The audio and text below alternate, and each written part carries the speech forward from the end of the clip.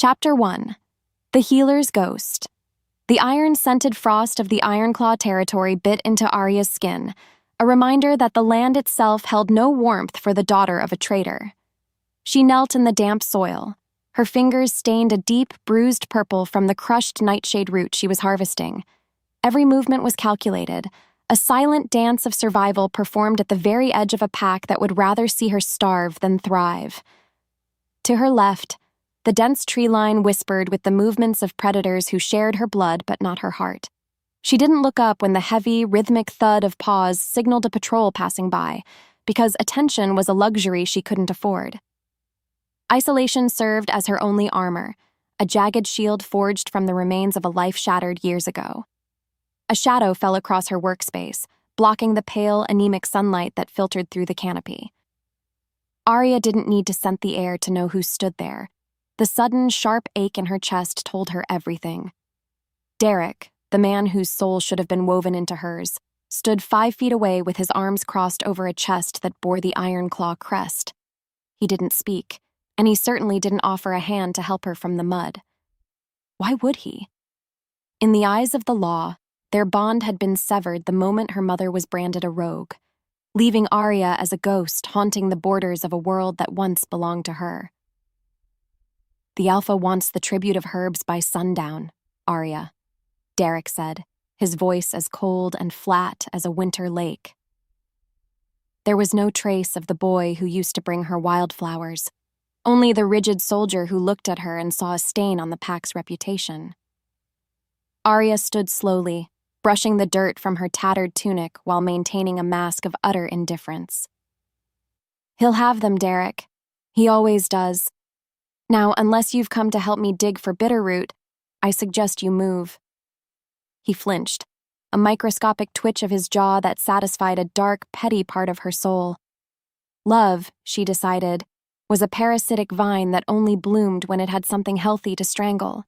She watched him turn his back on her, a gesture of ultimate dismissal that stung more than the freezing wind. He walked toward the village center, merging with the crowd of bustling wolves who lived loud, vibrant lives.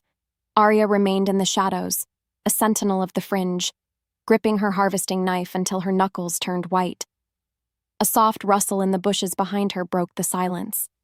A young pup, barely 5 winters old, poked his head through the brambles, his eyes wide and shimmering with unshed tears. He held out a paw that was swollen and matted with dried blood, a jagged thorn deeply embedded in the soft pad. Aria's breath hitched, her protective instincts warring with the bitter voice in her head that whispered about the cost of care. If she was caught helping him without permission, it would be another mark against her. Because the pack demanded everything and gave nothing back, she knew the risk was high. Yet the boy's whimper sliced through her resolve like a hot blade through wax. "Come here, little one," she murmured, her voice losing its jagged edge as she beckoned him closer. She worked quickly, her hands sure and steady as she extracted the thorn and applied a soothing paste of marigold and honey. The pup let out a sigh of relief, leaning his small head against her shoulder for a fleeting, dangerous second. "Thank you, Healer Aria," he whispered, his voice trembling with a secret gratitude that would never be voiced in public. "Run along now," she replied, her eyes scanning the forest for any watching eyes. "And remember, don't tell them where you got the medicine. Kindness is a dangerous currency in this territory, and I've already spent more than I have." As the child vanished into the brush, Aria felt the weight of her choice pressing down on her.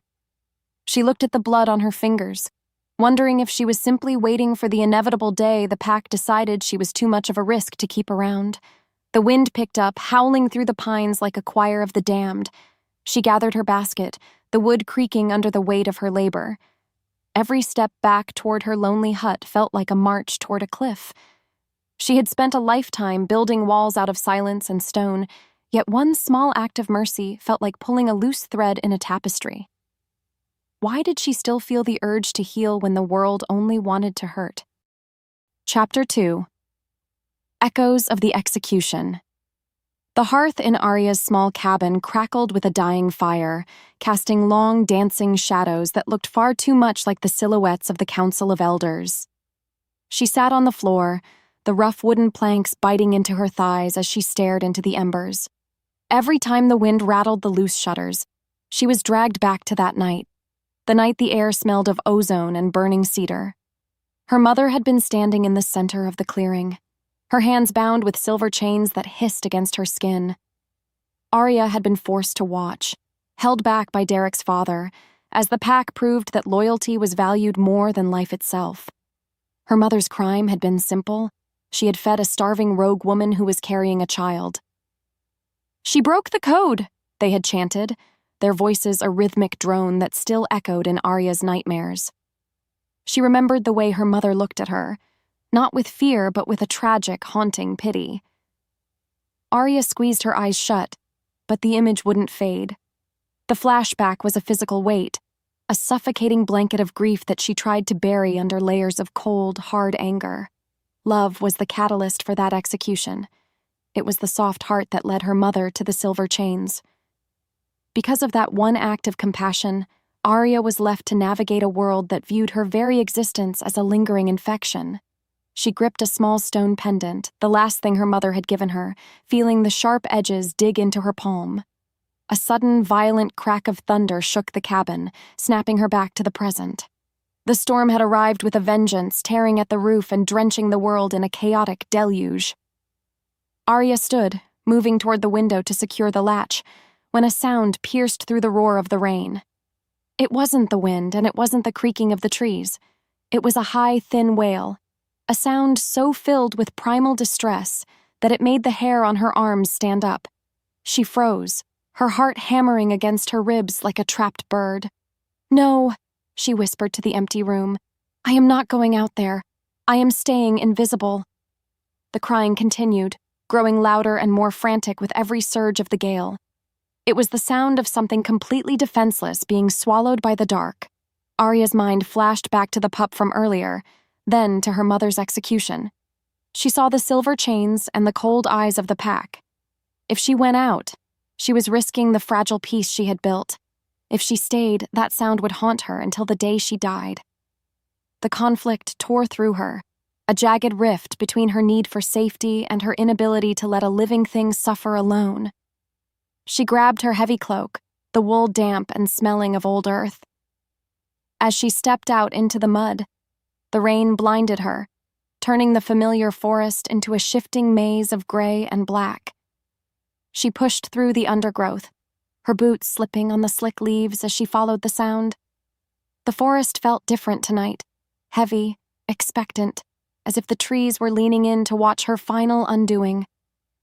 She reached a ridge overlooking the old trade road, and her breath hitched. Below her, a carriage lay shattered against a massive oak tree, its wheels spinning uselessly in the air. The guards lay motionless in the mud, their armor glinting under the flashes of lightning. The scent of blood was thick, mixing with the metallic tang of the storm. Aria scrambled down the embankment, her hands scraping against the jagged rocks. She didn't think about the danger or the possibility of an ambush. All she could hear was that desperate, piercing cry. She reached the wreckage, her hands trembling as she pulled back a tattered velvet curtain. Inside, she found a bundle of white lace and gold silk, soaked through with rain, but moving with frantic life. She reached in, her fingers brushing against skin that felt far too warm for the freezing night. It was a baby, its tiny face red from screaming, its eyes squeezed shut against the world. As Aria lifted the child, she noticed the crest on the blanket, a sun rising over a mountain. It was the mark of the royal house, a lineage so far above her station it might as well have been the moon. "What have I done?" she breathed, the weight of the child feeling like a death sentence. The baby's crying softened into a whimper as it felt the warmth of her body. For a moment, the storm seemed to pull back, leaving them in a pocket of unnatural silence. Then, Aria felt it. The sensation of 1,000 needles pricking her skin. She turned her head slowly, looking toward the dark wall of pines. 2 glowing golden orbs stared back at her from the shadows, unmoving and terrifyingly focused. Someone was watching her, and she knew instinctively that her life of invisibility had just ended. Chapter 3. The King's Burden. The trek back toward the Ironclaw village felt 10 times longer with the extra weight in her arms. Aria tucked the royal infant deep inside her cloak, shielding it from the biting rain with her own body. Her mind was a whirlwind of panic and calculation, trying to figure out how to explain the presence of a high-born child in the hands of a pariah. Because the Ironclaw pack was notoriously suspicious of outsiders, she knew that bringing this child to the Alpha would be like walking into a cage full of starving lions. Yet the baby was shivering, its breath coming in shallow, ragged gasps that suggested it wouldn't survive the night in her drafty hut. She reached the village gates, the massive timber doors groaning as they swung open to admit her. The guards, 2 hulking brothers named Caden and Silas, stepped into her path with their spears lowered. They looked at her with the usual mixture of disgust and boredom, but their eyes sharpened when they noticed the suspicious bulge beneath her cloak. "What are you hauling in from the mud, traitor?" Caden sneered, his voice dripping with malice. Aria didn't flinch. She adjusted her grip on the child, her heart racing. "I found a wreckage on the road. There are dead guards and a carriage destroyed. This child was the only survivor." She pulled back the fabric just enough for them to see the gold silk. The change in the atmosphere was instantaneous. The boredom vanished, replaced by a sharp, predatory tension. Word spread through the village like a wildfire in a dry forest. By the time Aria reached the Great Hall, a crowd had gathered, their murmurs growing into a low, threatening roar. They didn't see a savior. They saw a thief. They didn't see an act of mercy. They saw a plot. The Great Hall was a cavernous space filled with the scent of roasted meat and wet fur. Alpha Silas sat on his throne of carved bone, his eyes narrowing as Aria approached the dais. Beside him stood Derek, his expression unreadable, though his hands were clenched into tight fists at his sides. Aria felt the weight of 100 gazes pressing into her back, each one a silent accusation. She knelt, the cold stone floor numbing her knees, and presented the child. "I found him in the storm, Alpha," she said, her voice clear despite the tremor in her soul. "He is of royal blood. He needs warmth and a healer. Or perhaps you found a way to leverage your way back into our good graces." Derek's voice cut through the room, sharp and accusing. He stepped forward, his eyes flashing with a dangerous light. "How do we know you didn't cause the wreck, Aria? Your mother was a friend to rogues. Who's to say you aren't working for the same rebels who attacked that carriage?" The room erupted. The accusation was the spark the crowd had been waiting for. They surged forward, their voices a cacophony of hate and suspicion. Aria looked around, searching for a single face that held a shred of doubt, but she found only the same cold walls she had lived behind for years. Her deepest fear was manifesting right before her eyes. The pack would never see her as anything other than the daughter of a traitor. "Enough!" Alpha Silas roared, the power of his voice rattling the rafters. He looked down at Aria, his face a mask of stern judgment. "Aria Thorne, you stand accused of kidnapping and conspiracy against the crown. Until the truth is revealed, you are a prisoner of this pack." "I saved him!" Aria shouted, her defiance finally breaking through her mask. "I could have left him to die in the mud, but I chose to help.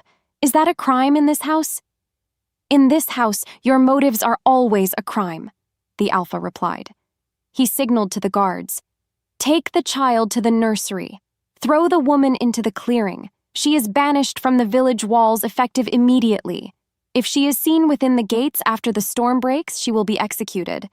The guards moved with brutal efficiency. They ripped the baby from her arms, the child's screams echoing her own internal agony. Aria was dragged toward the rear exit, her feet skidding on the stone. They threw her out into the mud, the heavy iron doors slamming shut with a finality that felt like a coffin lid. She lay there for a moment, the rain washing the dirt from her face, feeling the absolute crushing weight of her failure. Kindness had destroyed her mother, and now it had destroyed her. She stood up, her body aching and her spirit fractured. She couldn't stay here, and she couldn't go back.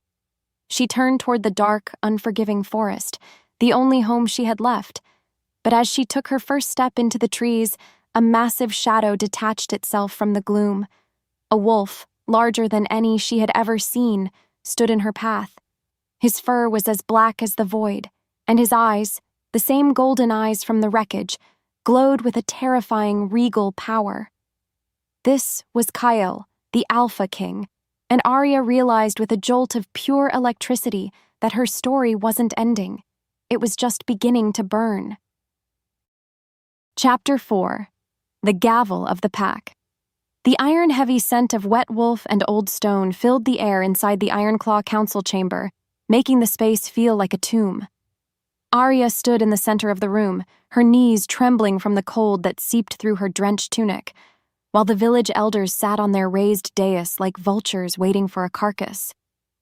They didn't see the woman who had spent the last 6 hours shivering in the mud to keep a royal infant warm. They saw the daughter of a traitor attempting to bargain for a life she didn't deserve. Because the pack's history was written in blood and rigid hierarchy, her act of mercy had been twisted into a calculated crime before she even had a chance to speak. "You claim the carriage was already destroyed when you arrived, Aria Thorne?" Elder Herrick asked, his voice a dry rasp that sounded like sandpaper on bone. He leaned forward, his yellowed eyes narrowing with a suspicion that bordered on hunger. Aria lifted her chin, refusing to let her voice shake despite the physical exhaustion pulling at her limbs. "I found it at the base of the Black Ridge. The guards were dead. The child was the only heartbeat left in that wreckage." "A convenient story for someone who lives on the fringe, where rogues and rebels gather like flies," Derek interjected, stepping from the shadows near the Alpha's throne. He looked at her with a mixture of pity and professional detachment, a performance meant to show the pack that he had truly purged any lingering affection for his rejected mate. "Isn't it true, Aria, that you were seen near the border just 2 days ago, speaking to a traveler from the southern kingdoms?" The room erupted into a low, threatening rumble of voices, the sound of 100 wolves agreeing with a lie they wanted to believe. Aria felt the air leave her lungs, the injustice of the accusation stinging more than the silver-tipped spears the guards held. She realized then that this wasn't a trial. It was a ritual of confirmation. They needed a villain to explain the tragedy of a royal massacre, and she was the only target within reach. Because they had spent years treating her like an infection, it was easy for them to believe she had finally turned into a plague. "I was gathering herbs for the village tribute, Derek, as you well know since you were the one who demanded them," Aria countered, her eyes flashing with a sudden sharp anger. Alpha Silas raised a hand, silencing the room with the sheer weight of his presence. He looked at the royal child, who was now being held by a pack nurse, the gold silk of his swaddling clothes looking garish against the rough surroundings. "The evidence is circumstantial, but the risk is absolute. If the High King finds his heir in the hands of a traitor's daughter, he will burn this territory to ash. He will assume we are part of the plot. Which is why we must distance ourselves from her immediately," Derek added, his voice regaining that cold, authoritative edge. "We cannot allow her to manipulate the pack's safety for her own gain. She must be condemned publicly so the king knows where our loyalty lies." The psychological weight of the moment crushed Aria's remaining hope. She looked at the faces around her, people she had healed in secret, children she had protected from the shadows, and saw nothing but a sea of indifferent masks. Her mother's execution had been a lesson in the fragility of kindness, and now Aria was graduating with honors. They were going to use her as a sacrificial lamb to appease a throne they feared, and they were going to do it with a smile of self-righteousness. "Aria Thorne," the Alpha declared, his voice echoing off the high stone rafters. "For the crime of suspected conspiracy and the unauthorized possession of a royal ward, you are hereby stripped of your status as a pack member. You are to be publicly condemned as a pariah, and your name shall be struck from the lineage of the Ironclaw." The guards stepped forward, their movements synchronized and brutal. They grabbed her arms, dragging her toward the Great Hall's balcony where the rest of the pack waited in the rain. Aria didn't fight them. She was a hollow shell, her spirit retreating into the same cold, dark place where she kept the memories of her mother. As she was forced onto the platform, the crowd below let out a roar of disapproval, their voices a physical blow against her chest. She looked out over the sea of faces, realizing that she had never been part of them. She was always the ghost, and today they were finally burying her. Chapter 5. The Frozen Threshold. The rain had turned into a sleet that cut through the air like microscopic shards of glass, drenching the world in a numbing gray misery. Aria stood at the edge of the Ironclaw boundary, the massive wooden gates groaning as they were barred shut behind her. She was alone, her only possessions being the damp clothes on her back and the burning memory of the baby's cries. Because the pack had officially banished her, she was now a legal ghost, a woman whom any wolf could kill without consequence. Yet the physical danger of the forest was nothing compared to the emotional void that threatened to swallow her whole. "Move, Aria," a voice whispered from the other side of the gate. It was Derek, his face visible through a narrow slit in the wood. "If you're still here when the sun sets, the hunters will come for you. Run to the neutral zones." Aria didn't even turn around. "You got what you wanted, Derek. You're the hero who saved the pack from the traitor. Why do you care where I run?" "I don't," he snapped, though the crack in his voice betrayed a flicker of the boy he used to be. "Just stay away, for your own sake." She stepped away from the gate, her boots sinking into the deep, churning mud of the border road. She had every reason to run, to vanish into the southern mountains and never look back. She could find a quiet village where no one knew her name, where the shadow of her mother's death couldn't reach her. But as she looked toward the dense, dark tree line of the royal forest, she heard a sound that stopped her heart. It was a high-pitched, rhythmic wail, the exact same sound she had heard in the carriage wreckage. She spun around, her eyes searching the shadows of the village wall. High up in the nursery window, she saw a flicker of gold. The pack wasn't protecting the baby, they were hiding him, treating him like a piece of evidence to be traded. She knew the politics of the Ironclaw. They would hold the child until they could negotiate a better position with the High King's enemies, or they would let him wither away in a cold stone cell. Because she had held that child in the storm, she felt a tether that defied logic and survival. "I can't leave him," she whispered, the words feeling like a vow written in the frost. She didn't return to the gates. Instead, she began to circle the perimeter, her knowledge of the territory's secret paths becoming her greatest weapon.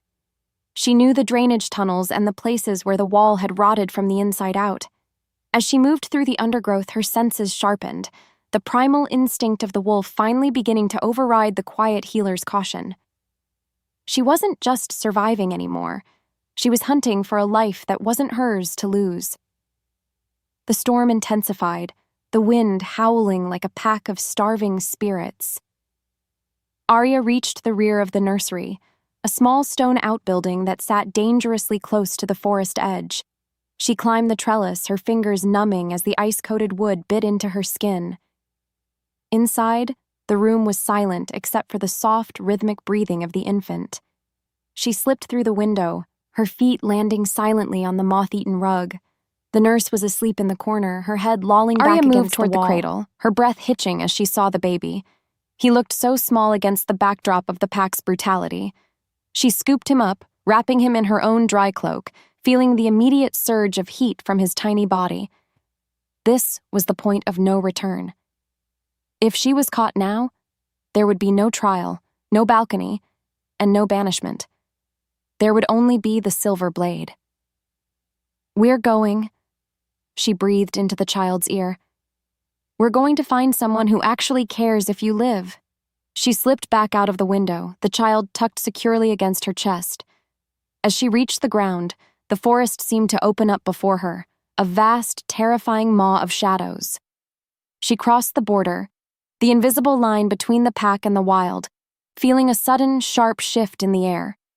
The scent of ozone vanished, replaced by a smell that was deeper, older, and infinitely more dangerous. It was the scent of pine needles, cold steel, and something that smelled like the very heart of the earth. She didn't get far before the feeling of being watched returned with a violent intensity. She stopped in a small clearing where the snow was already beginning to pile up in white, pristine drifts. The baby let out a soft whimper, his small hand clutching at her tunic. Aria turned slowly, her heart stopping as she saw a massive black wolf standing at the edge of the clearing. He was silent, a shadow given physical form, his golden eyes burning with a light that seemed to pierce through her very soul. This was the predator from the wreckage, and he was no longer just watching. Chapter 6. The King of Shadows. The black wolf didn't growl, and he didn't lunge. He simply existed with a gravity that seemed to pull the very air from Aria's lungs. He was massive, his shoulders reaching the height of her chest, his fur a dense tapestry of midnight that swallowed the pale moonlight. Aria stood her ground, her arms tightening around the baby, her own wolf instincts screaming at her to flee.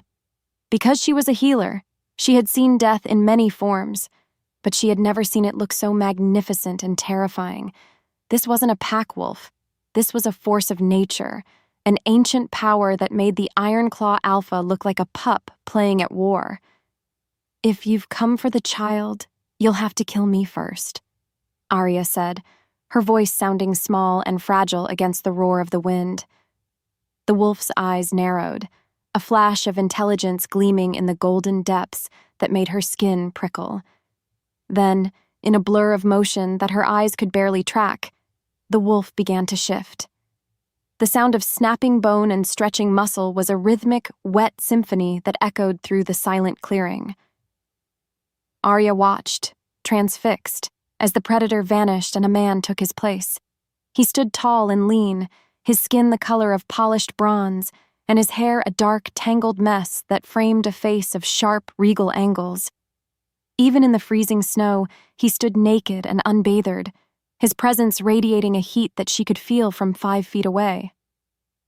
"You speak as if your life has value to me, little wolf," the man said, his voice a deep, resonant baritone that vibrated in her very marrow. He stepped forward, his movements fluid and predatory, until he was standing just inches from her. Aria recoiled, but the clearing was small, and the snow was deep. "Who are you?" "I am the one who has been tracking that child's scent through 3 territories," he replied, his eyes dropping to the bundle in her arms. "I am the one who saw you pull him from the wreckage while your own kind watched from the hills. And I am the one who will decide if you are a savior or a thief." Aria felt a sudden, sharp heat blooming at the base of her neck, a searing sensation that made her gasp. It was the mate bond, the primal connection she had spent her life trying to avoid, igniting with a violence that left her lightheaded. She looked at him, her vision blurring as the world seemed to narrow down to the scent of him: cedar, rain, and power. Because she had spent her life being rejected, the sudden, overwhelming pull of destiny felt like a betrayal. She hated the idea that her soul was tied to a man who looked like he could crush her with a single hand. "No," she whispered, shaking her head as she tried to back away. "I don't belong to anyone. Not a pack, and certainly not a stranger in the woods." The man reached out, his fingers brushing against the side of her face with a tenderness that contradicted his harsh words. "The bond doesn't care about your belonging, little healer. It only cares that you are mine." He leaned in, his scent overwhelming her, and for a fleeting second, Aria wanted to surrender. She wanted to let the weight of her loneliness fall away and find shelter in the heat of his body. But then she remembered her mother's execution and the way Derek had looked at her in the council chamber. Love was a trap, and she had already been caught once. She shoved him back, her hands pressing against his cold, hard chest, her eyes wide with a mixture of fear and fury. "I am not your anything," she snapped. "I am the woman who saved this child. If you want him, tell me who you are and why he was in that carriage.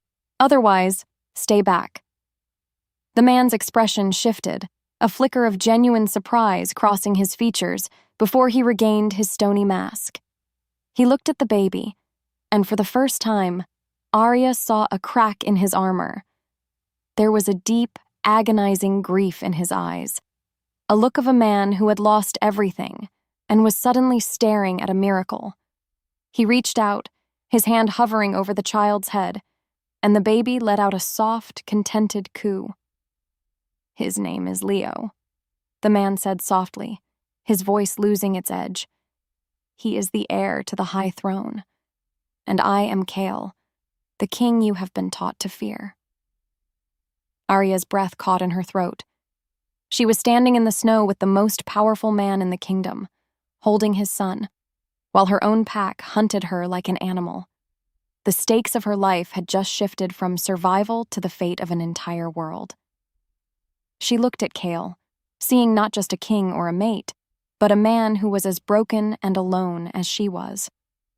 The silence between them was heavy with the weight of things unsaid, a bridge of shared trauma and fated connection that was beginning to form in the heart of the storm. "The assassins are still out there, Kyle," Aria said, her voice steadying as she looked into his golden eyes. "And they aren't just coming for the child. They're coming for the throne." Kyle looked toward the dark horizon, his jaw tightening as the king within him returned. "Then let them come. But they will find that the king is no longer alone." Chapter 7. The Sovereign's Shadow. The silence of the ancient forest felt like a physical weight, pressing against Aria's eardrums as she stared at the man who claimed to be the High King. Kale stood before her, his skin radiating a terrifying, unnatural heat that melted the snowflakes before they could touch his broad shoulders. Because she had spent her entire life tucked away in the dirt and shadows of a minor pack, the sheer gravitational pull of a true alpha was enough to make her knees buckle. She clutched the baby closer to her chest, the royal silk feeling like a hot coal against her palm. "You're the Alpha King," Aria whispered, her voice cracking like dry autumn leaves. She didn't bow, because her body was too locked in a state of primal shock to move. Kale stepped closer, the snow crunching beneath his bare feet with a deliberate, rhythmic finality. "I am many things to many people, healer. To my enemies, I am the storm. To this child, I am a father who failed to protect his cradle." His golden eyes drifted from the infant to Aria's face, and the intensity of his gaze felt like a physical brand. The mate bond flared again, a violent golden cord of energy that snapped between their hearts, making Aria gasp for air she couldn't seem to find. She felt his grief, a vast, echoing canyon of loss that smelled of burnt ozone and cold ash. Because she was a natural empath, the sudden influx of his royal agony was almost more than she could bear. She hated it. She hated that this man, a total stranger with the power to level her village, was suddenly the only person in the world who truly felt real. "Don't!" she snapped, finding her voice as she stumbled back a single step. "Don't look at me like I belong to you. I am a pariah. I am the daughter of a woman who died in silver chains. I don't fit in your palace or your destiny." Kale's jaw tightened, a muscle leaping in his bronze cheek. "The Moon Mother doesn't care about the laws of the Ironclaw, Aria. She chose you to find my son because she knew your heart was the only one brave enough to choose kindness over survival." He reached out, his hand hovering inches from the baby's forehead, his fingers trembling with a vulnerability that shattered Aria's defenses. The baby, sensing the familiar aura of his father, reached out a tiny, chubby hand and grasped Kale's thumb. The king's breath hitched, a sound of pure, unadulterated relief that seemed to shake the very trees around them. In that moment, the terrifying monarch vanished, leaving behind a man who was desperately trying to piece together a shattered world. Aria felt a pang of unwanted sympathy, a softening in her chest that she knew was the first step toward a cliff she wasn't ready to jump off. "We can't stay here," she said, her voice steadier now as she looked at the dark tree line. "The Ironclaw patrols will be out by dawn. If they find us together, they'll call it a kidnapping. They'll use it as an excuse to side with whoever attacked that carriage." Kale looked up, the softness in his eyes vanishing as the predator returned. "Let them come. I would welcome the chance to show your alpha what happens to those who mistreat my mate." "I am not your mate," Aria hissed, her eyes flashing. "I am the woman holding your son. If you want him to live, You will stop talking about territorial vengeance and start thinking about cover. There is a cave 3 miles north hidden by the Grey Falls. The scent of the water will mask us." Kyle studied her for a long beat, a flicker of dark amusement dancing in his eyes despite the gravity of their situation. "A healer who knows how to hide from her own kind? You are more than you seem, Aria Thorne." He didn't wait for her to respond. He shifted back into the massive black wolf in a single fluid motion that was as beautiful as it was horrifying. He lowered his head, gesturing for her to climb onto his back. Aria hesitated, the idea of touching him feeling like a betrayal of her own independence. But the baby was shivering and the wind was picking up again. Because she had no other choice, she climbed onto the king's back, burying her hands in his thick midnight fur. As they moved through the forest, the world became a blur of silver and shadow. Kyle ran with a speed that defied logic, his powerful muscles bunching and releasing beneath her.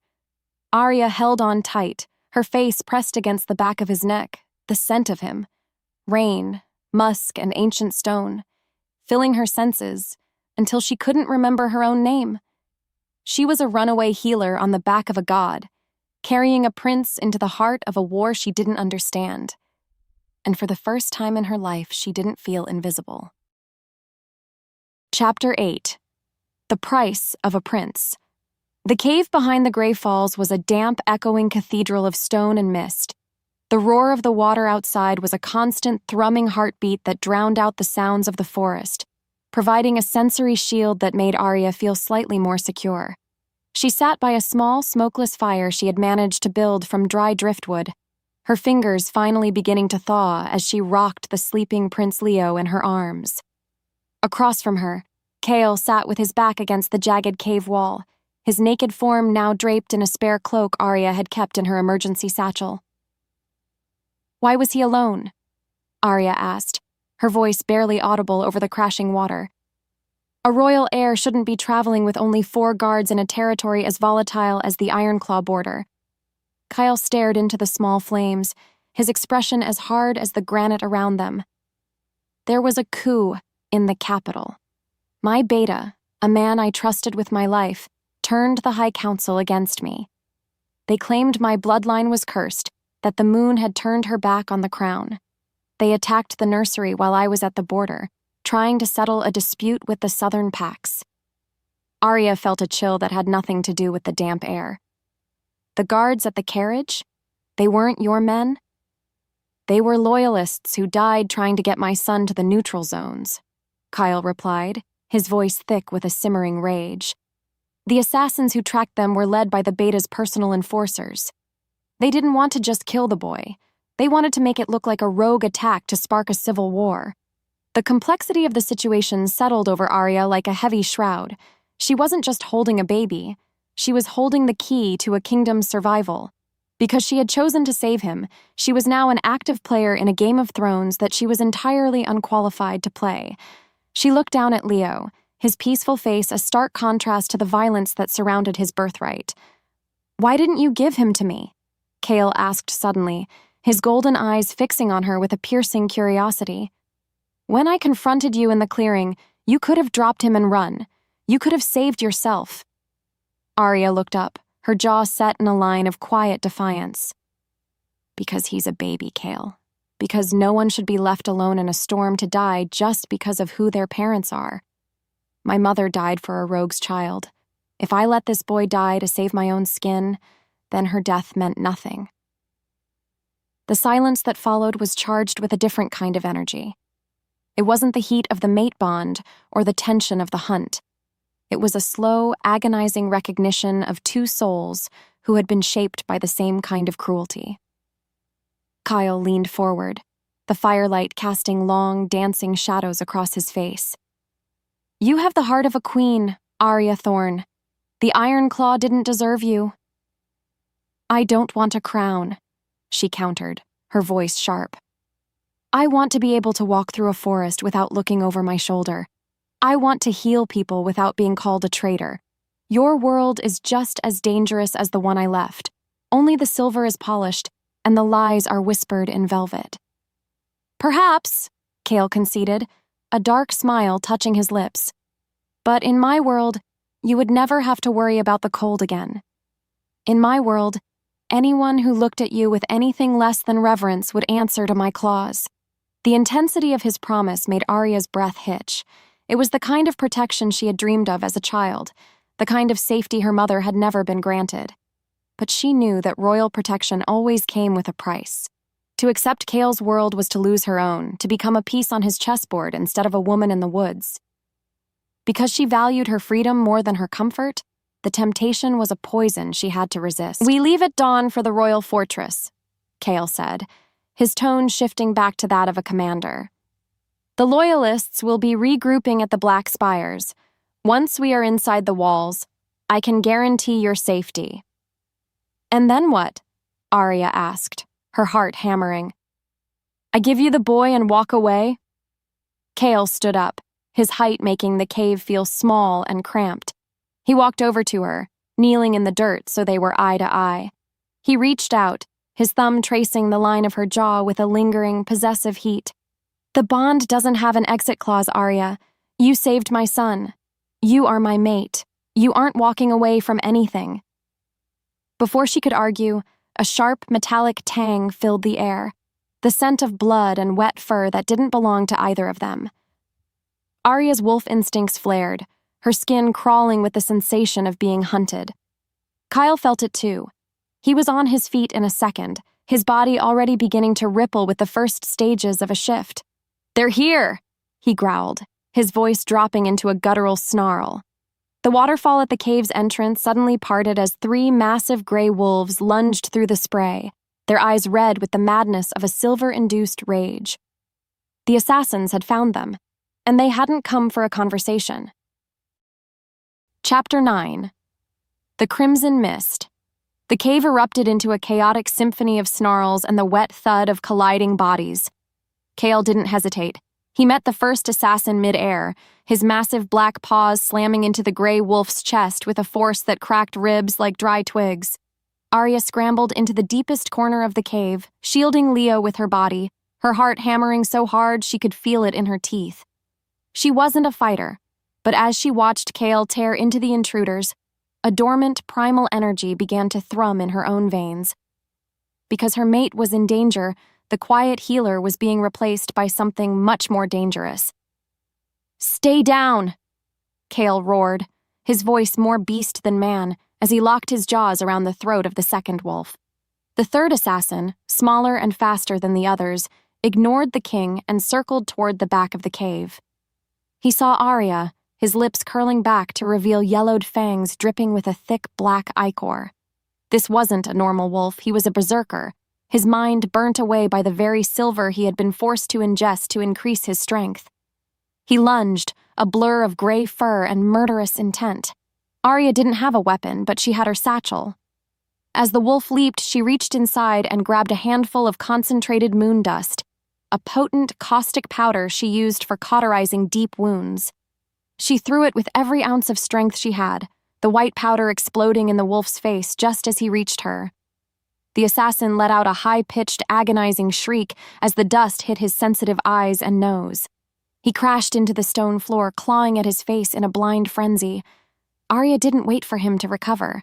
She grabbed a heavy, jagged piece of driftwood from the fire, the end glowing with a fierce orange heat, and slammed it into the wolf's flank. The smell of singed fur filled the cave, adding to the metallic stench of blood. Across the room, Cale had finished the first 2. He turned just in time to see Aria defending herself, a look of shocked pride flashing across his face before he leaped across the fire. He landed on the blinded assassin, ending the fight with a single, brutal snap of his jaws. The silence that followed was deafening, broken only by the roar of the waterfall and Aria's ragged breathing. Kyle shifted back, his body covered in a fine sheen of sweat and blood that wasn't his own. He walked over to Aria, his hands reaching out to steady her as she slumped against the cave wall. "You fought!"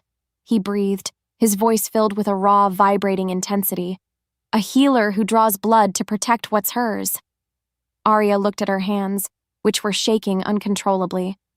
She looked at the dead wolf on the floor, then back at Cale. The adrenaline was beginning to fade, replaced by a cold, hollow terror. "Is it always like this?" she asked, her voice trembling. "Your world? Is it just constant killing?"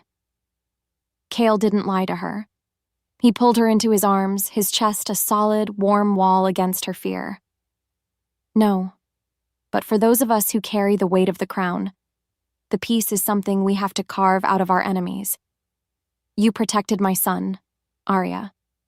You protected me."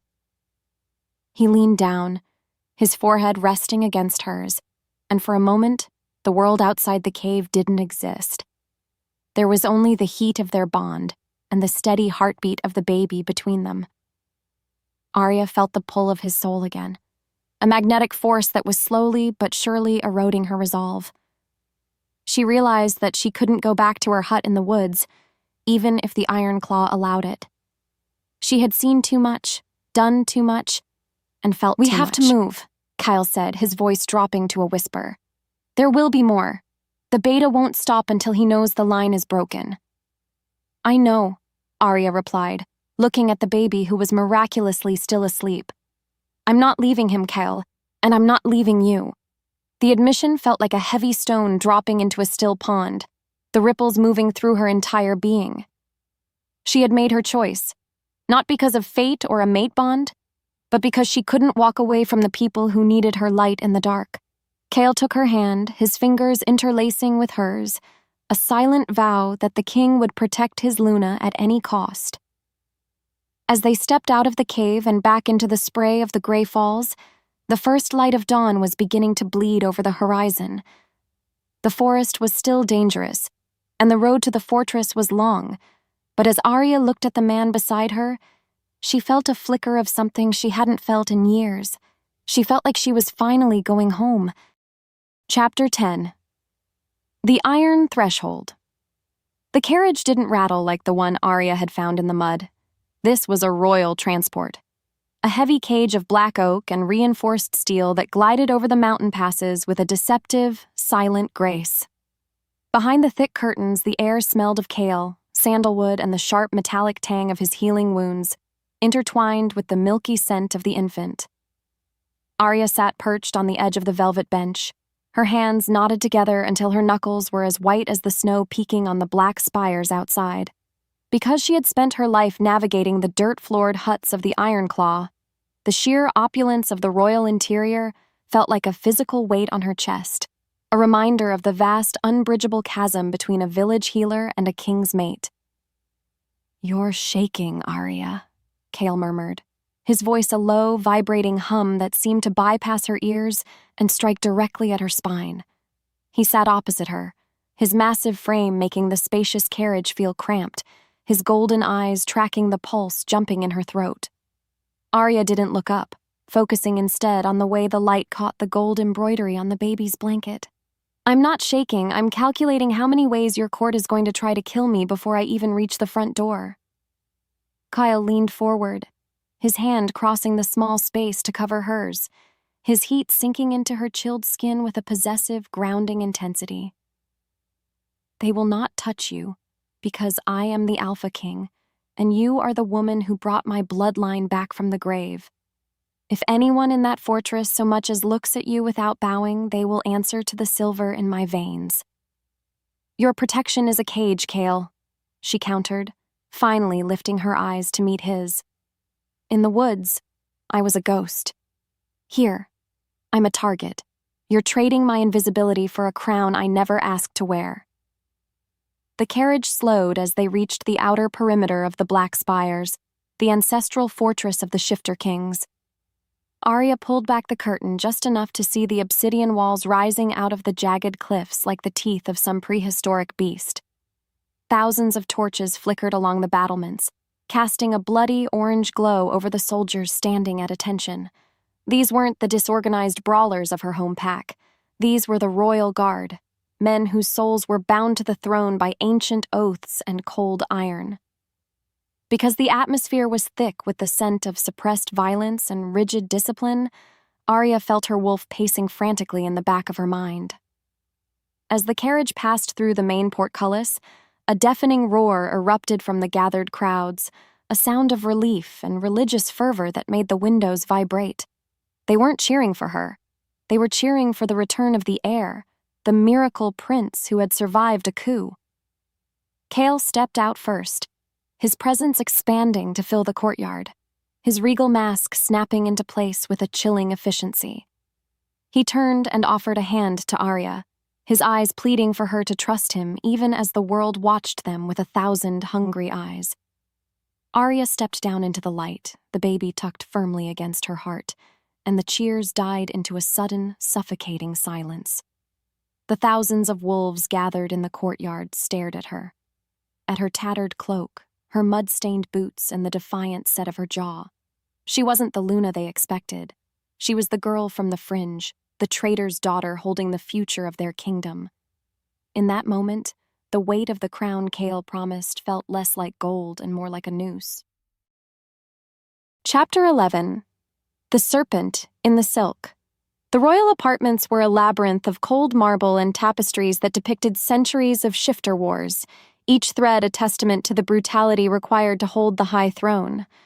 Aria stood in the center of the nursery, a room larger than her entire cabin, watching as a fleet of silent handmaids hurried to prepare a bath for Prince Leo. Because she had been the one to keep him alive in the storm, she found herself snarling at anyone who tried to take him from her arms. Her protective instincts flared to a dangerous, jagged edge. She didn't care about the protocol or the etiquette of the court. She only cared about the heartbeat beneath her palms. "You can't hold him forever, my lady," a voice drawled from the doorway, silk smooth and dripping with a subtle, polished malice. Aria spun around, her eyes narrowing as she took in the woman standing there. She was tall, with hair the color of spun silver and eyes as cold as a mountain spring. She wore a gown of deep emerald that moved like water, and around her neck hung a pendant of raw moonstone, the mark of the High Council. This was Lady Alara, the sister of the beta who had led the coup, a woman who had managed to maintain her position through a terrifying mastery of political shadow play. "I'm not a lady," Aria snapped, her voice echoing off the vaulted ceiling. "And I don't take orders from people who smell like snakes and old secrets." Alara laughed, a light melodic sound that didn't reach her frozen eyes. Honesty. How refreshing for a girl from the Ironclaw mud. My brother may have been a fool to try a direct strike, but he was right about one thing. Cale is weak when it comes to his heart.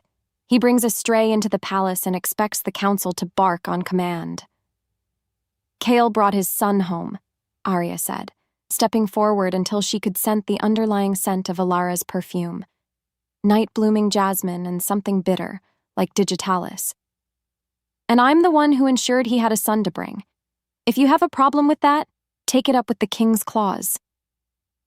"The king is busy preparing for a war he cannot win," Alara replied, her voice dropping to a conspiratorial whisper. "The coup wasn't just about a throne, Aria. It was about a prophecy. The child was never meant to survive.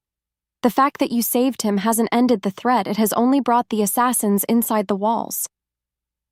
The psychological shift was instantaneous. Aria looked at the handmaids, the guards at the door, and the advisors whispering in the hallways with a new, sharp-edged paranoia. Because she had been raised in a pack that thrived on betrayal, she knew that the most dangerous predator wasn't the one growling in the forest. It was the one smiling in the light.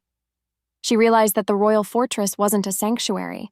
It was a gilded trap, and she had walked right into the center of it with the most precious cargo in the world. "Why are you telling me this?" Aria asked, her hand drifting toward the small harvesting knife she still had hidden in her belt. "Because I like to watch things burn," Alara said, her smile widening as she turned to leave. "And because I want you to know exactly how much blood will be on your hands when the next strike comes. You think you're a savior, little wolf. But you're just the bait." Aria watched her vanish into the shadows of the corridor, the chill in the room having nothing to do with the winter air. She looked down at Leo, who was watching her with wide, curious eyes, and felt a sudden, sickening realization. The coup hadn't failed. It had simply changed tactics. The enemies weren't outside the walls anymore. They were the ones pouring the wine and lighting the candles. Chapter 12. The Midpoint Shift. The war room was a cavernous chamber deep beneath the fortress, filled with the scent of ancient parchment and the low guttural murmurs of Kael's remaining loyalists. Aria stood in the shadows near the heavy oak doors, having insisted on being present despite the protests of the High Priestess. She watched Kael as he leaned over a map of the territories, his face haggard in the flickering torchlight, his fingers tracing the movements of the rebel armies gathering in the south. He looked like a man carrying the weight of a dying sun, and for the first time, Aria saw the vulnerability behind the Alpha King's mask. "They aren't just taking the southern passes," Kyle growled, his voice rasping from hours of command. "They're moving with a precision that suggests they know our every rotation. We have a leak in the inner circle." "It's more than a leak, Kael," Aria said, stepping into the light of the map table.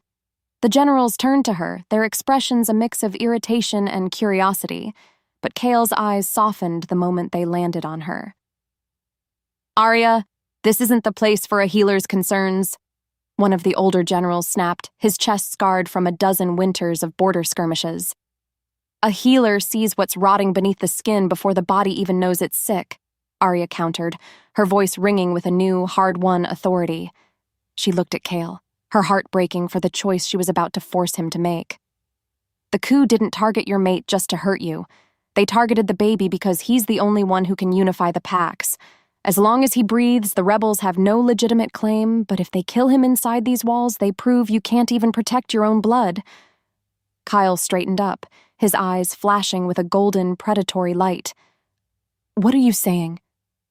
"I'm saying the assassins are already here," she replied, her voice dropping to a dangerous whisper.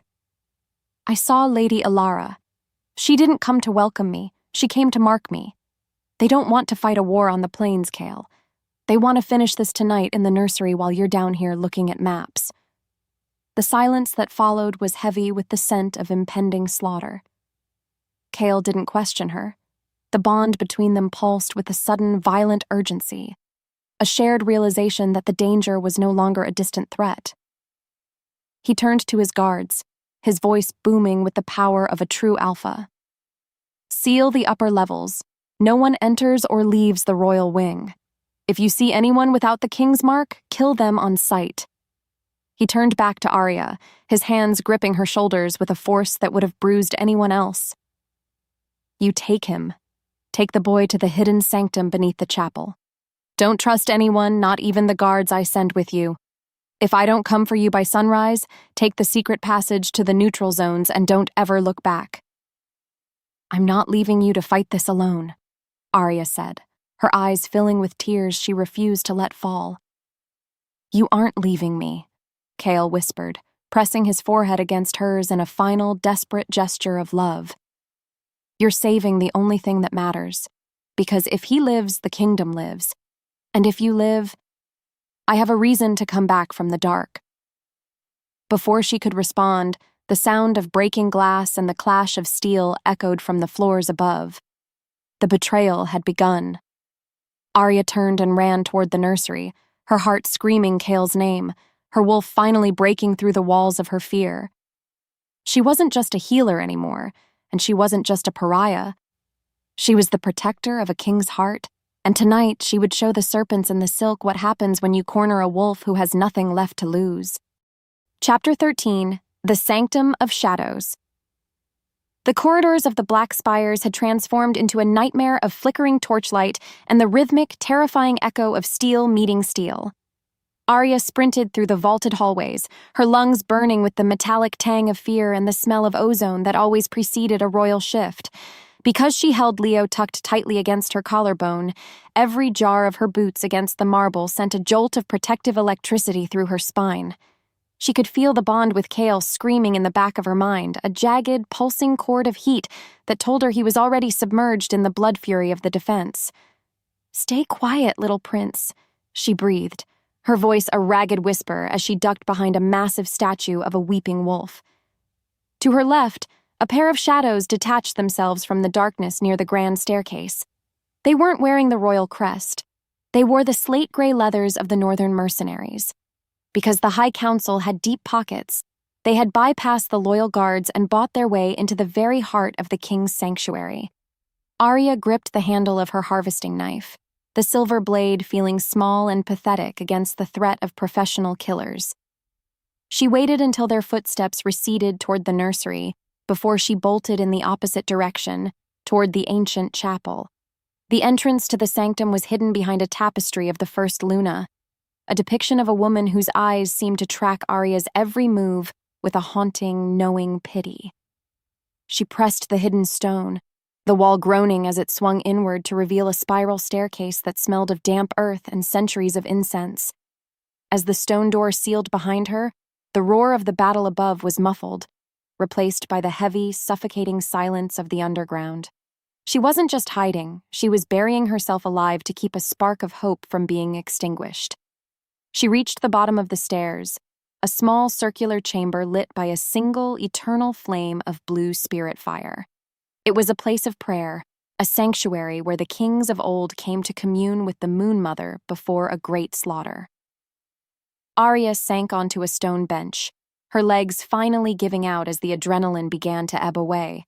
She looked at Leo, who was staring up at the blue flame with wide, curious eyes, seemingly oblivious to the fact that his father was currently painting the floors above in the blood of traitors.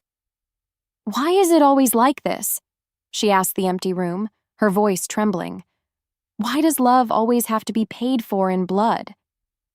She realized then that her belief, kindness destroys you, was being tested on a scale she had never imagined. If she hadn't helped that pup in the village, she wouldn't have been in the forest. If she hadn't saved the baby, she wouldn't be in this tomb. Every act of mercy had led her deeper into the jaws of a predator. Yet, as she felt the tiny, rhythmic heartbeat of the boy against her chest, she knew she would do it all again. The cost was absolute, but for the first time in her life, she understood that some things were worth the destruction they brought. Chapter 14. The Scent of Treachery. The silence of the sanctum was shattered by a sound that made Aria's skin crawl, the slow, deliberate scraping of a key in a lock that wasn't supposed to exist. She stood up, her wolf instincts flaring to a jagged edge, and moved into the deepest shadow of the altar. Because she had been a healer, she knew that the most dangerous toxins were often the ones that smelled the sweetest. When the door opened, the scent that filled the room wasn't the metallic tang of a mercenary. It was the soft, cloying perfume of night-blooming jasmine. "You really are quite good at hiding, little wolf," Lady Alara said, stepping into the blue light with a grace that was entirely too calm for a woman in the middle of a coup.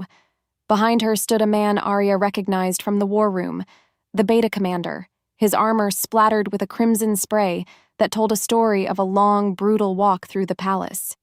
He held a longsword that hummed with the resonance of silver, a weapon designed specifically to sever a mate bond by ending the life of one of the halves.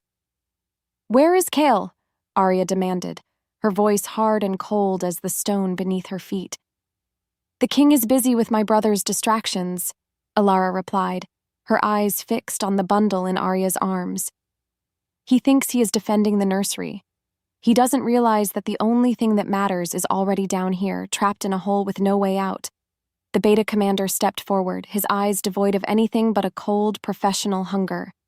"Give us the child, Aria. If you do, I might let you walk out of here. You can go back to your herbs and your silence. You don't have to die for a crown that isn't yours." Aria looked at the man, a member of the inner circle who had sworn an oath to protect the very life he was now trying to extinguish. Because he was a traitor, his words held no weight, but the physical threat he represented was absolute. She felt the bond with Kale pulse with a sudden, violent flare of warning.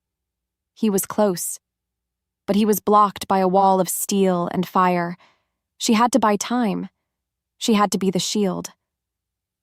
"You think killing a baby will make you a king?" Aria asked, her hand drifting toward the pouch of moon dust at her belt. "It will only make you a ghost. Kale will hunt you to the ends of the earth, and I will be the one who salts the ground where you fall." "Kale will be too busy grieving his second mate to hunt anyone," Alara sneered, her mask of polished grace finally slipping to reveal the jagged, ugly ambition beneath. He's weak. He's always been weak for the broken things. He loved a traitor's daughter, and now he will lose everything because of it. The beta lunged, his silver blade whistling through the air. Aria didn't try to block it. She threw herself to the side, the cold steel whistling past her ear and striking the stone altar with a shower of sparks. She threw a handful of the caustic powder, but the commander was prepared, shielding his eyes with a heavy gauntlet. He grabbed her by the throat, his fingers squeezing with a strength that turned the world into a blur of gray and black. "Enough games," he growled, his breath smelling of stale wine and death. Chapter 15. The ultimatum of the beta Aria felt the air being crushed out of her lungs, her vision tunneling as the beta's grip tightened. She fought the urge to claw at his hand, instead focusing every ounce of her remaining strength on holding Leo. Because she was a mother in spirit, if not in blood, her survival was secondary to the child's. She saw Elara reach out, her fingers closing around the silk of the baby's blanket, a look of triumphant malice crossing her face. "Wait," Elara commanded, her voice sharp. She looked toward the staircase, her ears twitching.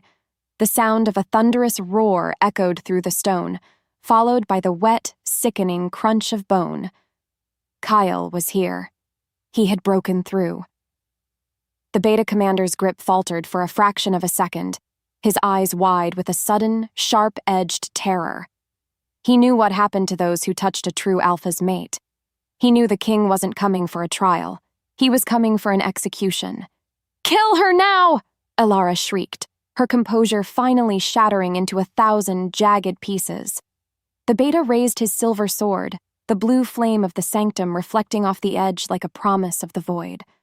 Aria looked up at the blade, her heart filled with a strange, calm clarity. She had lived a life of isolation, of pain, and of fear. But in these last few days, she had known what it was to be seen. She had known what it was to be loved by a king. If this was the end, she would die as the woman who chose kindness, not the girl who hid in the dirt. "Aria!" Kale's voice boomed through the chamber, but he was still a few seconds too far away. The beta's arm began its downward arc, but as the silver edge touched the air above her heart, a shadow detached itself from the altar. A massive white wolf, the spirit of the first Luna that inhabited the sanctum, seemed to manifest from the blue fire, its translucent jaws closing around the beta's wrist. It wasn't a physical attack.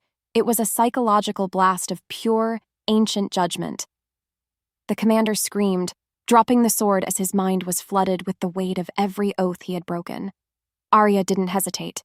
She grabbed the fallen silver blade, the cold metal burning her skin, and drove it into the gap in the beta's armor.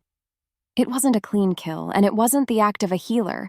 It was the act of a woman protecting her pack.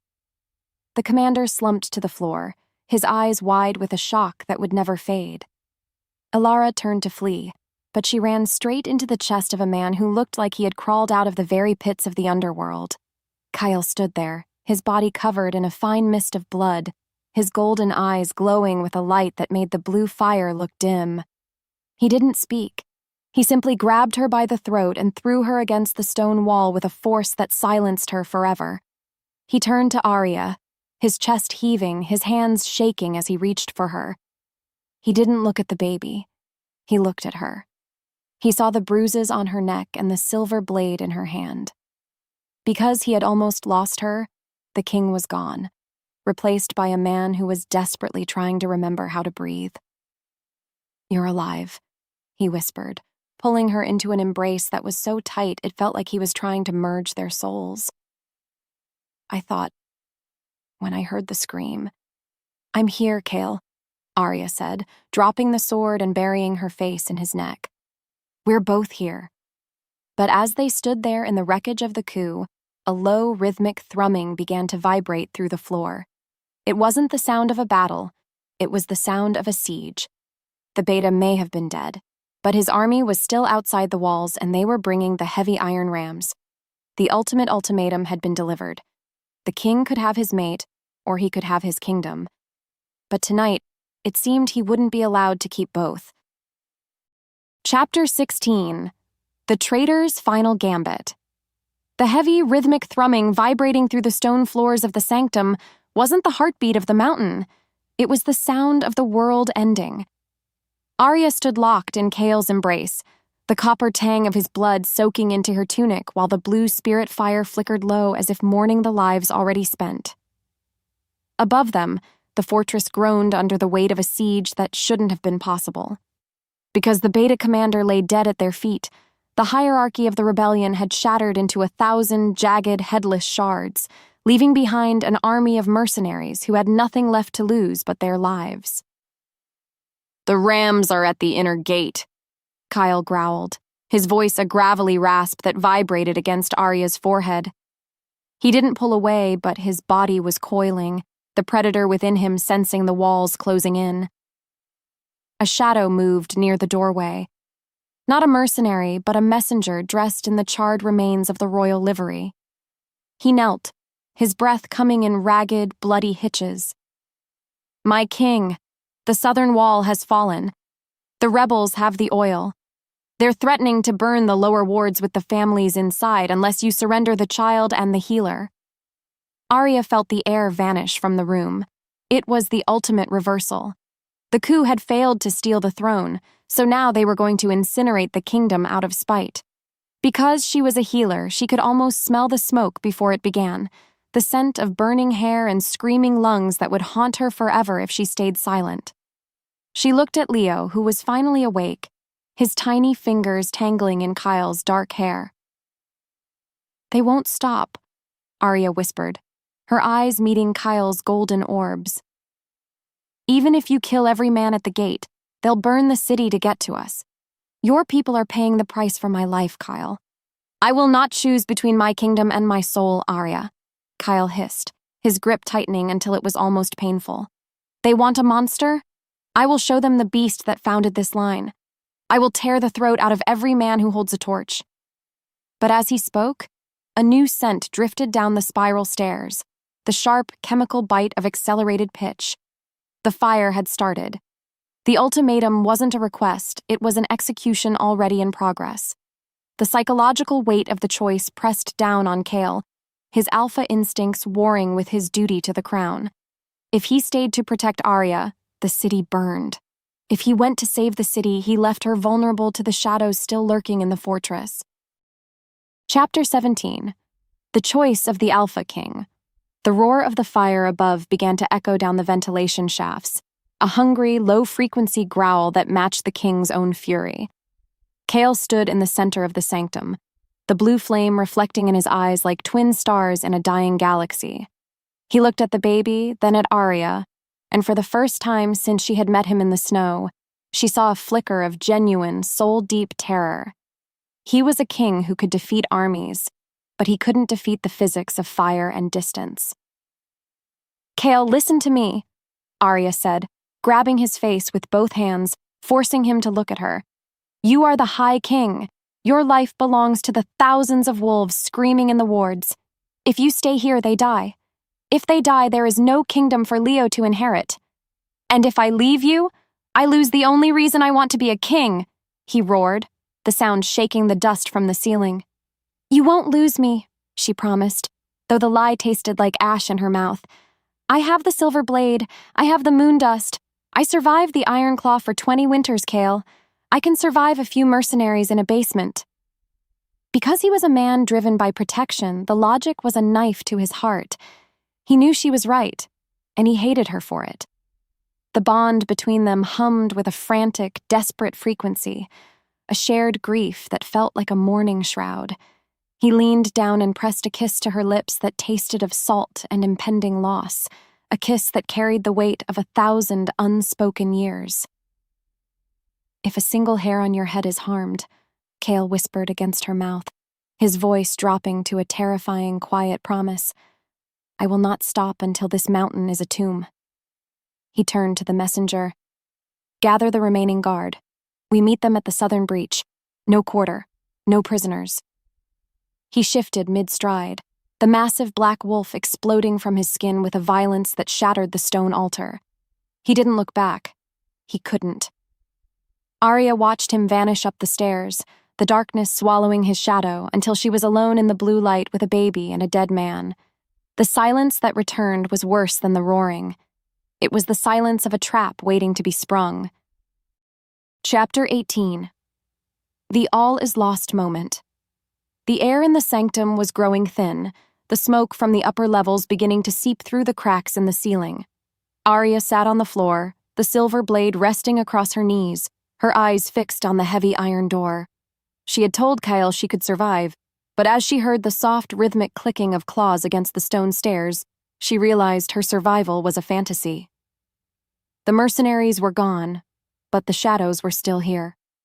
A tall, gaunt figure stepped into the blue light, his skin so pale it looked translucent, his eyes the milky white of a wolf blinded by age. He didn't carry a sword. He carried a staff of black iron topped with a shard of raw silver. This was the high priest of the council, the man who had blessed the king's birth and was now here to ensure his end. "The king is a fool," the priest whispered, his voice like the rustling of dry silk. "He thinks the war is on the battlements.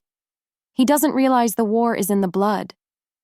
"You betrayed him," Aria said, standing up and shielding Leo. "You were the one who told the beta when the nursery was vulnerable." "I did what the moon demanded," the priest replied, raising his staff. "A king who mates with a pariah is a king who invites the rot. To save the kingdom, the infection must be cauterized." He struck the floor with his staff, and a wave of psychic agony washed over Aria, a cold, oily pressure that made her brain feel like it was being squeezed by iron hands. She fell to her knees, the silver blade clattering to the floor. She couldn't move. She couldn't even scream. Because the priest used the very bond that tied her to Kale against her, every heartbeat felt like a needle through her soul.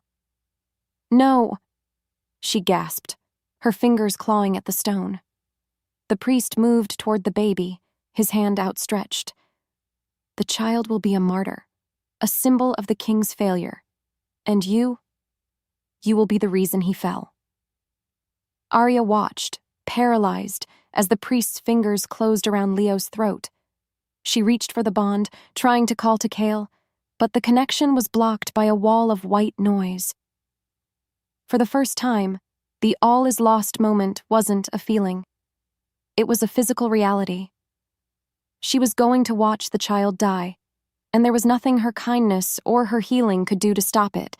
The smoke filled her lungs, the blue fire flickered out, and as the darkness rushed in, Aria realized that the world hadn't just rejected her, it had finally broken her. "Please," she whispered into the void, her voice a ghost of the woman she used to be. The priest smiled, a jagged, hollow expression. "There is no mercy in the dark, healer." He raised the silver shard, the light catching the edge as it began its descent toward the infant's heart. Chapter 19. The King's Primal Rage. The silver shard in the high priest's hand descended with a slow, agonizing finality, cutting through the smoky gloom of the sanctum like a splinter of a fallen star. Aria lay paralyzed on the stone, her nerves screaming under the weight of the priest's psychic suppression, but her soul refused to surrender. Because her bond with Kale was forged in the fire of shared trauma, it wasn't just a connection. It was a bridge. She didn't call for help. She sent a mental scream of pure, unadulterated defiance, a psychic explosion that used her own life force as fuel. It was a beacon of agony that bypassed the white noise of the priest's magic and struck the king in the middle of the slaughter. 2 miles away at the southern breach, the massive black wolf froze amidst a sea of rebel blood.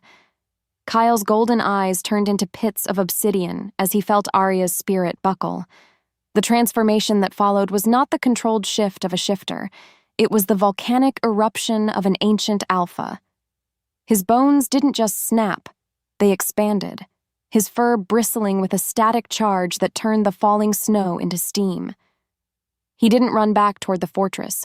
He became a shadow, a blur of supernatural speed that tore through the stone walls as if they were made of wet parchment. Inside the sanctum, the priest's hand stopped inches from Leo's chest. The air in the room suddenly turned cold, so cold that the priest's breath came out in a white mist. A low, rhythmic growl began to vibrate through the very foundations of the mountain, a sound that wasn't coming from a throat, but from the earth itself. The iron door didn't open, it was blasted off its hinges by a force of pure kinetic fury. Kale stood in the wreckage, his form larger and more terrifying than anything in the histories. He was the ancient king, a creature of shadow and teeth, his presence so heavy that the high priest was thrown back against the altar. Kyle didn't use a weapon. He lunged, his jaws closing around the priest's iron staff and snapping it like a dry twig. The psychic pressure on Aria vanished instantly, the feedback loop sending the priest into a convulsing fit of terror. "You dared," Kale's voice echoed, a guttural sound that seemed to come from the deep places of the world. He didn't kill the man quickly. He dismantled the priest's power with a series of brutal, methodical strikes, ensuring that the last thing the traitor saw was the king he had tried to break standing over him like a god of vengeance. Chapter 20. The Healer's Resurrection. The smoke was thick now, a choking black veil that threatened to turn the sanctum into a crematorium. Kale shifted back into his human form, his skin covered in a glowing network of ancient runes, the mark of an alpha who had tapped into the primal source. He collapsed beside Aria, his hands trembling as he pulled her into his lap, his fingers frantically searching for a pulse. Because he had pushed his body beyond the limits of shifter biology, his own heart was racing at a dangerous, erratic pace. "Aria, breathe. You have to breathe," Kale choked out, his voice cracking with a vulnerability that the high priest could never have understood. Aria's lungs finally hitched, a ragged, burning breath of air clearing the darkness from her vision. She looked up at him, her eyes refocusing on the man who had literally torn through a mountain to reach her. She didn't see the king. She saw the mate who had stared into the void and refused to let go. She reached up, her fingers brushing the glowing runes on his chest, her healing touch instinctively trying to soothe the raw power vibrating through him. "Leo," she managed to whisper, her voice a ghost of its former self. Kyle reached over, scooping the crying infant into the space between them. The child was safe, his small hands clutching at Kale's tunic, a living testament to the fact that kindness had for once survived the darkness. But the fortress was still burning. The siege hadn't ended. It had only grown more desperate as the rebels realized their mastermind was gone. "The loyalists are holding the gate, but the fire is spreading to the granaries," Kale said, his forehead resting against hers. "I have to end this, Aria. I have to show them that the line isn't just a crown. It's a vow." "Then go," Aria said, her strength returning as the mate bond stabilized. "But you don't go as a butcher, Kale. You go as the king. You show them that mercy is the only thing stronger than fire." Kale looked at her, a look of profound, silent realization crossing his face. Because she was a healer, she had given him the one weapon he hadn't thought to use: the truth. He stood up, his body still humming with the primal source, and helped her to her feet. He didn't leave her in the shadows this time. He took her hand, and together they began the long walk up from the darkness, carrying the future of the kingdom into the light of the burning world. Chapter 21. The Final Push. The courtyard of the Black Spires was a hellscape of orange flame and falling ash. The rebel army had breached the inner sanctum, their torches ready to ignite the final defenses of the royal wing. But as they prepared for the final charge, the great doors swung open, and the Alpha King stepped out. He wasn't alone. Beside him stood the girl from the Ironclaw, her cloak tattered and stained with blood, holding the royal heir in her arms. Kyle didn't shift. He didn't growl. He simply raised his hand, and the primal source within him flared with a brilliance that turned the night into day. The sheer authority of his presence brought the mercenaries to their knees, their stolen silver weapons suddenly feeling like lead in their hands. Because he was the true king, the land itself responded to his call, the wind shifting to push the smoke and fire back toward the attackers. "Look at what you are burning," Kael's voice boomed, carrying to the furthest corners of the city. "You are not fighting for a throne. You are fighting for the men who tried to kill a child in his cradle. You are fighting for a lie told by cowards in the dark." Aria stepped forward, the light of the burning fortress reflecting in her eyes. She didn't look like a victim. She looked like a goddess of the fringe. "I am Aria Thorn. I am the daughter of the woman you executed for kindness. And I tell you now, the king has returned not to kill you, but to save you from yourselves." The silence that followed was the sound of a rebellion dying. One by one, the mercenaries dropped their torches into the mud. The soldiers who had been bribed by the beta turned their backs on their commanders, their heads bowed in shame. Because the king had stood with a pariah and a child, the rot the high priest feared had turned out to be the only thing that could bridge the gap between the classes. The fire was still burning, but the war was over. Kyle turned to Aria, his heart finally finding peace in the middle of the wreckage. The final push hadn't been a battle of claws, it had been a battle of souls.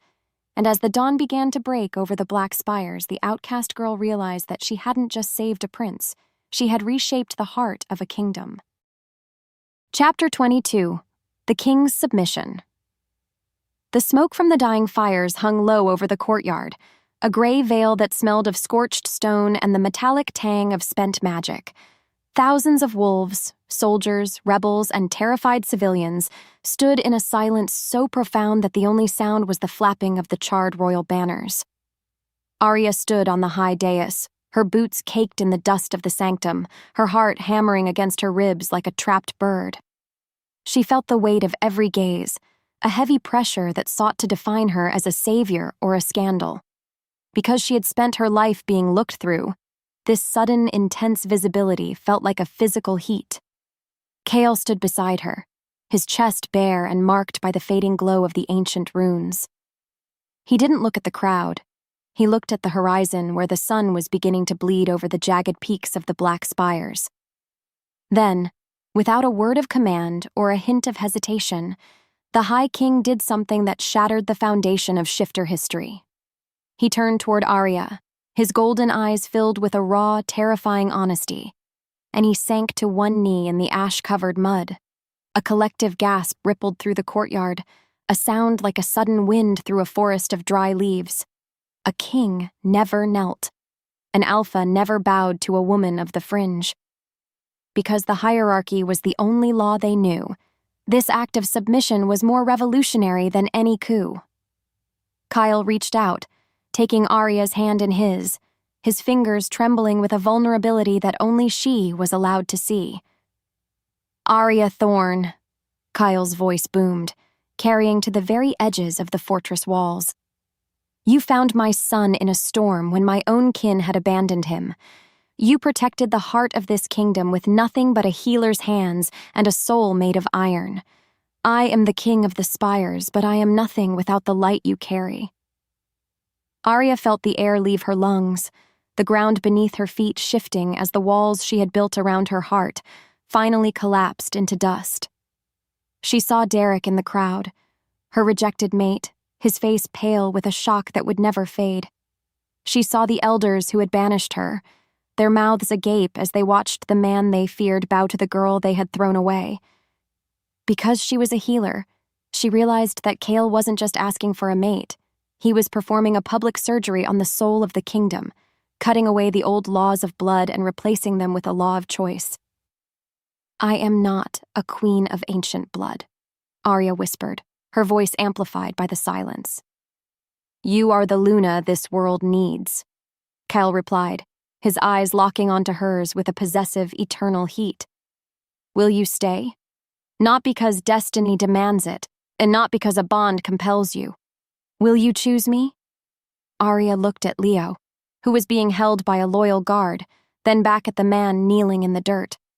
She thought of the cold hut on the border and the silver chains of her mother's death.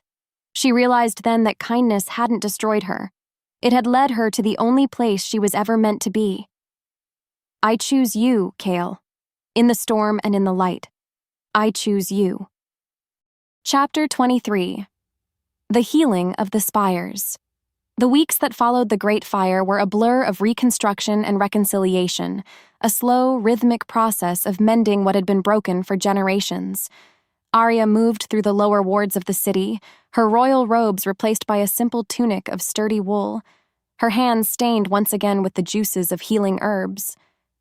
Because she refused to be a queen who sat on a throne of bone, she spent her days in the infirmaries, treating the rebels and the loyalists with the same quiet, unwavering care. She wasn't just healing wounds, she was neutralizing the poison of the civil war. "You should be resting, my lady," a voice murmured from the doorway of the clinic. Aria looked up to see Derek standing there, his armor polished but his eyes filled with a deep, lingering shame. He didn't look like the arrogant soldier who had mocked her in the council chamber. He looked like a man who had realized too late that he had thrown away a diamond because he was afraid of the dark. "I have work to do, Derek," Aria said, her voice calm and devoid of the old bitterness. "The burn victims from the southern breach won't wait for royal protocol. I came to tell you that the Ironclaw elders have been removed," he said, stepping into the room. "The king has ordered a restructuring of the border pacts. We are to follow the new code. No wolf is to be cast out for mercy. No child is to be judged for their mother's choices." Aria stopped her work, a sudden, sharp pang of grief for her mother hitting her. Because she had survived, the legacy of her mother's execution was finally being erased. She looked at Derek and saw the ghost of the boy she had once loved, but there was no spark left, no pull of the bond. She was a different woman now, a wolf who had found her own strength in the crucible of betrayal. "Then the code is working," she replied, turning back to her medicine. "Go home, Derek. Find a way to be the man your father wasn't. That is the only apology I need." As he left, Aria felt a sudden warm presence behind her, the familiar scent of cedar and rain filling the small room. Kyle wrapped his arms around her waist, his chin resting on her shoulder as he watched her work. They didn't need words. The bond between them was a steady, humming vibration of peace. Because they had walked through the fire together, the silence between them was no longer a wall, but a sanctuary. "The council is waiting," Kyle whispered, his lips brushing the shell of her ear. "They want to discuss the new laws for the rogue territories." "They can wait 10 more minutes," Aria said, turning in his arms to press her forehead against his. "The High King needs to remember that his Luna is a healer first." Kale laughed, the sound deep and rich, a sound that she had once thought she would never hear. He picked her up, swirling her around the small clinic until she was breathless and laughing too. In the heart of the fortress that had once been a tomb, life was finally beginning to bloom. Chapter 24. The Luna's Legacy. The moon hung full and silver over the black spires, casting a pale, ethereal glow over the sprawling city below. Aria stood on the royal balcony, holding a sleeping Leo in her arms, her eyes tracing the lights of the new houses being built along the river. The kingdom wasn't perfect, and the scars of the coup were still visible in the charred stone of the outer walls. But there was a hope in the air that hadn't existed for 1,000 years. Because a pariah had become a queen, the people no longer feared the dark. Kale stepped out onto the balcony, his hand coming to rest on the small of her back. He looked down at his son, then at the woman who had saved them both. "You're thinking about the forest," he said, his intuition as sharp as ever. "I'm thinking about the day I found him," Aria replied, looking at the tiny, peaceful face of the prince. "I was so afraid. I thought that one act of kindness would be the thing that finally killed me. I thought the world was too small for love and survival to exist in the same space." "And now?" Kale asked, pulling her closer. "And now I know that survival is easy," she said, leaning her head against his shoulder. "It's the love that takes courage. It's the choosing to stay when the storm is howling that makes us who we are." She looked out over the kingdom she had reshaped, her wolf instincts finally at rest. She began the story believing that kindness was a weakness that led to silver chains. She ended it, knowing that love, chosen freely and defended with ferocity, was the only power that could truly rebuild a kingdom. Because she was Aria Thorn, the Luna of the Spires, she knew that no wolf would ever have to be invisible again. As the first light of dawn began to touch the peaks, the king and his mate stood together, a silent promise written in the stars. The outcast had found her pack, the king had found his heart, and the child who was meant to be a martyr was now the living symbol of a new age. The cycle of blood had been broken, replaced by the rhythmic, steady heartbeat of a kingdom that had finally learned how to heal.